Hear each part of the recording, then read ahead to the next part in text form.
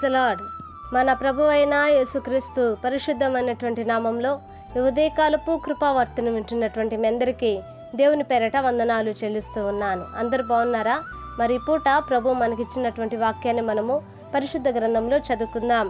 కీర్తనల గ్రంథము 3వ అధ్యాయము 4వ వాక్యాన్ని చదువుదాం. కీర్తనల గ్రంథము 3వ అధ్యాయము 4వ వాక్యాన్ని మనము చదువుకుందాం. ఎలుగెత్తి నేను యెహోవాకు మొరపెట్టినప్పుడు ఆయన తన పరిశుద్ధ పర్వతము నుండి నాకు ఉత్తరమిచ్చును. హల్లెలూయా. నా దేవుని బిడ్డలారా, గమనించండి, ఇక్కడ మనం చదివినటువంటి వాక్యములో ఎలుగెత్తి ప్రార్థించినప్పుడు ఆయన తన పరిశుద్ధ పర్వతము నుండి నాకు ఉత్తరమిచ్చును అని రాయబడి ఉందండి. ఆలోచించండి నా దేవుని బిడ్డలారా, మరి మనము ప్రభువుకి మొరపెట్టినప్పుడు, ప్రభువుకి మనము ప్రార్థించినప్పుడు ఆయన ఎక్కడుండి ప్రభు మనకు ఉత్తరమిస్తున్నాడంటే తన పరిశుద్ధ పర్వతము నుండి మనకు ప్రభు ఉత్తరమిస్తున్నాడట. హల్లెలూయా.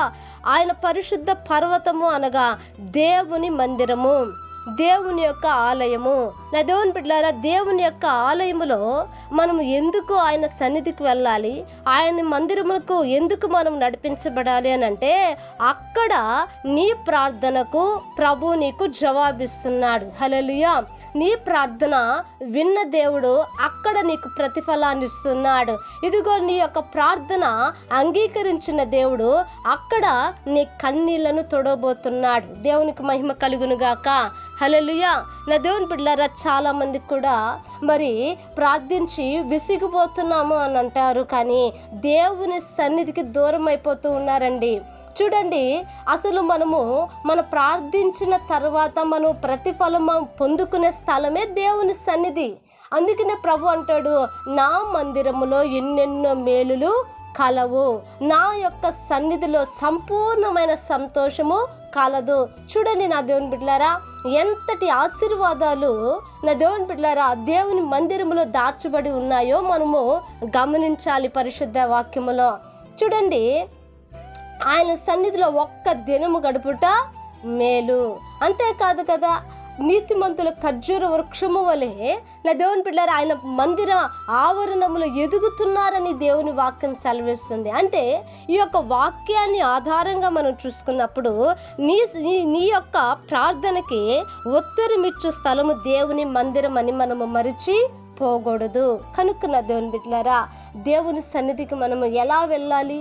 అందుకనే కీర్తనాకారుడు అంటాడు కదా, 100వ కీర్తనలో ఇదిగో రాయబడి ఉంది, ఆయన మందిరములో ఆ కృతజ్ఞతాస్తుతులతో ఆయన సన్నిధిలో మనము అడుగు పెట్టాలంటండి.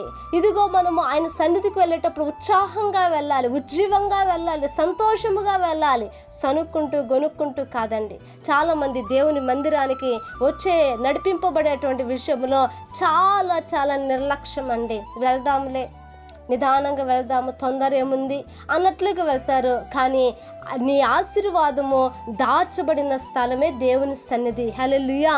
కనుక నా దేవుని బిడ్డలారా, రేపటి దినమున మరి ఈ దినమున ఇదిగో దేవుని సన్నిధికి మీరు వెళుతూ ఉండగా మీ యొక్క ప్రార్థన, మీ యొక్క విజ్ఞాపనలు ఆలకించిన దేవుడు ఈ దినమున ఆయన సన్నిధిలో నీకు ఉత్తరం ఇచ్చునుగాక. హల్లెలూయా. ప్రార్థన చేద్దామండి.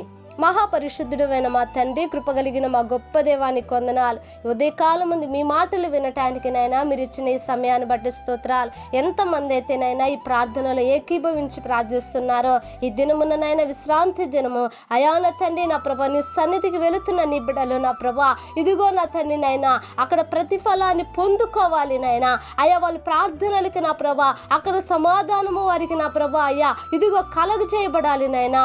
ఆ రీతిగా మీరు కృపదయ క్షేమని ప్రార్థిస్తున్నాను. మేలుతో, క్షేమముతో, ఆరోగ్యముతో నా ప్రభా నా తండ్రి ఆశీర్వాదంతో నీ ప్రజలను నాయన నీ మందిరములో మీరు నింపి సమృద్ధిని దయచేయమని యేసు నామమున అడిగి వేడుకొంచున్నాము తండ్రి. ఆమేన్. Praise the Lord. దేవుని కృప మీకు తోడై ఉండును కాక.